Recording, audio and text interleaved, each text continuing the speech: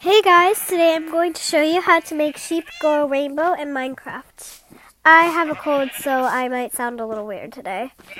So what you'll need is a spawn sheep, an anvil, and a name tag. So, wait, let me get a different name tag. Hold on. Okay, so you're going to name the name tag Jeb underscore, no capitals.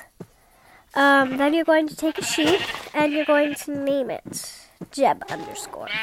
And then it goes rainbow automatically. It's really simple. Thank you guys for watching. I'll see you guys in the next video. Never drool in school.